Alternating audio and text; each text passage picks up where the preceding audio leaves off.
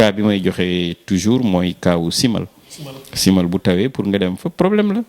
Aujourd'hui mar yi da ngay taxaw di seen mar mais pour nga dem fa aussi à une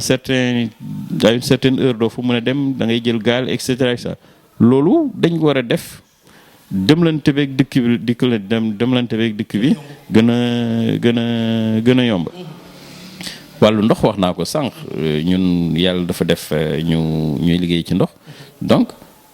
xam jafe-jafe yi nga xam ne nit ñi ñu ngi koy jànkonteel surtout jigéen ñi moo tax ba ñuy développer ay projets ak peut-être ay partenaires mbala loo xam ne ci suñu mën-mëni bopp la pour may nit ñi ndox ci seen kër yi. loolu dañ ko def également mais politique aussi li ma gis ñu koy defee fii loolu vraiment du politique quoi ñu diw ànd na ak man dinaa ko defal diw àndul ak man et cetera non ça on le fait pas nous ce qu'on fait c'est vrai véritablement li ñuy viser mooy nit ki jafe-jafe nit ki la ñuy viser fu mu mënti nekk nag de quelque bord que la personne puisse en tout cas se trouver moo tax suñu politique yooyu dañ koy joxe ñëpp.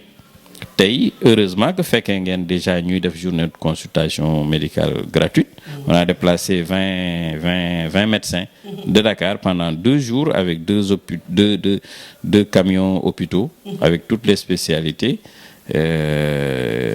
mais seetuñ ci Mademba seetuñ ci Masamba ku mën a ñëw jënd ay garab ñëw ñu seet la consulter la buñ la mënee jox garab ñu jox la garab buñ la waree référer ñu référer la buñ la waree bindal ordonnance également ñu bindal la ordonnance ñun yaakaar nañ ne loolu en tout cas mooy suñu gëm-gëm ci politique. mais li ci njëkk nag mooy la gouvernance locale commencé ci suuf si commencé ci nit ki commencé ci activités yi commencé ci sécurité nit ñi. commencer ci en tout cas régler problèmes sociaux de base nit ñi. loolu boo ko régler rek li ci des yomb na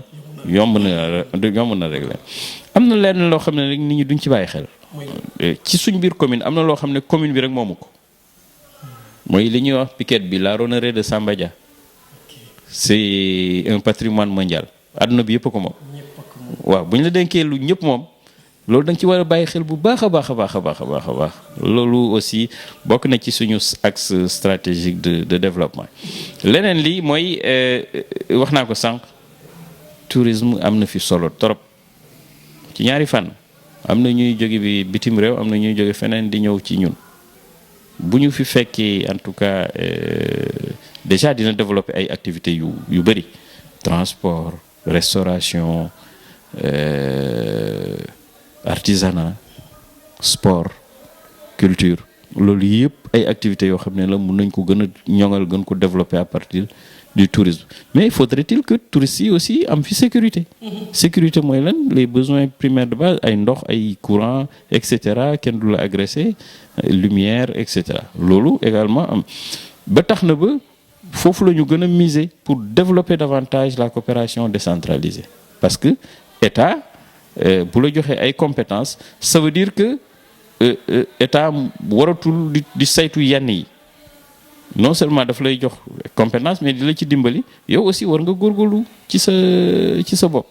donc loolu le cadre de vie également la même chose ni ñu gis ni ñuy gérer un peu les mbalit yi déchets yeeg yooyu bon randal problème la mais normalement une véritable politique de gestion des déchets. dafa war a jàll sax commune intercommunalité la war a nekk parce que mun nga am un bon système performant de ramassage et de nga am ak foo koy yóbbu mais war nga dépasser foo koy yóbbu foo koy traiter foo koy trier et cetera loolu intercommunalité ci nga ko war a mën a gën a gérer tey. les ressources pétrolières yi nga xam ne ñu ngi ko nar a gérer dans la commune de Palmarin et un peu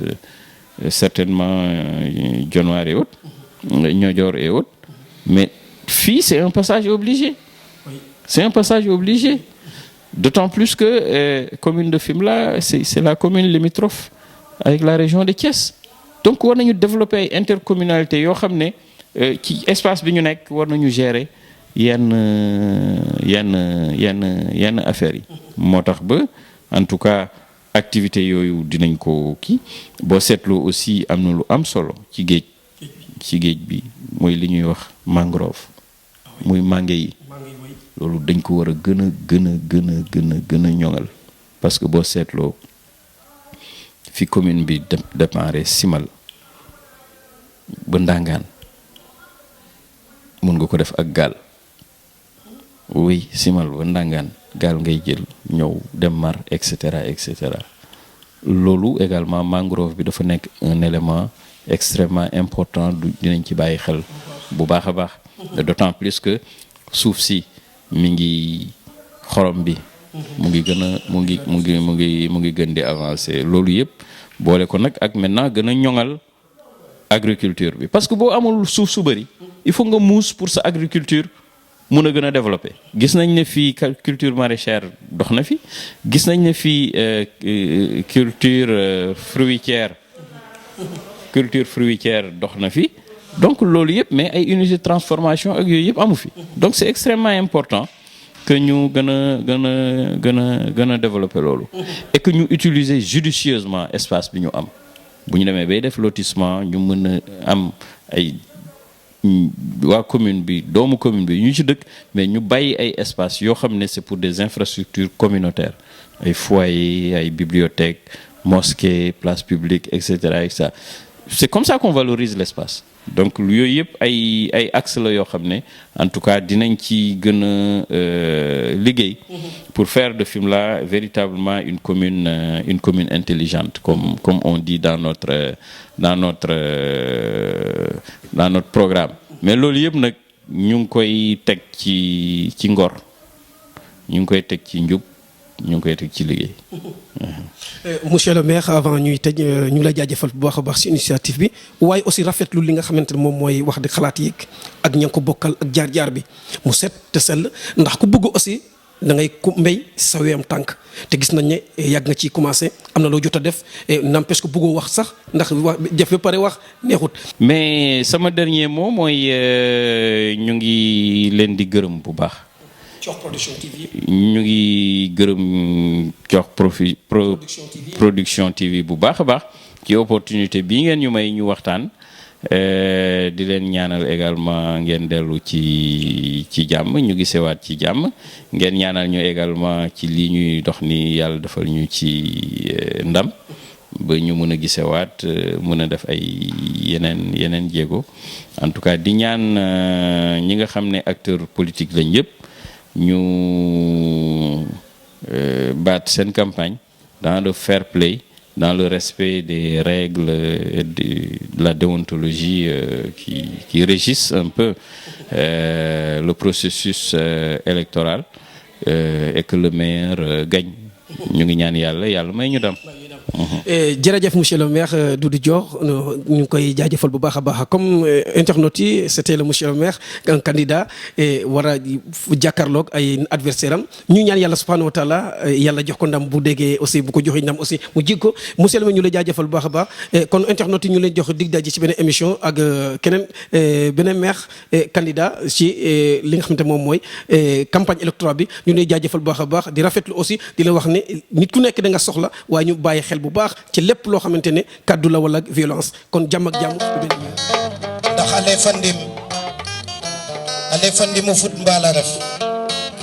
ale xanurim ka bugoona ale ndax xanurim ka jaaxlandonga ale yaay ke andoona yee den ndimum ministre ke ale weke ndim député ke ale wiin a ndefa meen xaye ndima wiin de ɗof ale yaay ndimu we ɗofna ale to yaay ndimu we na ñaƴangeen wa mbedonge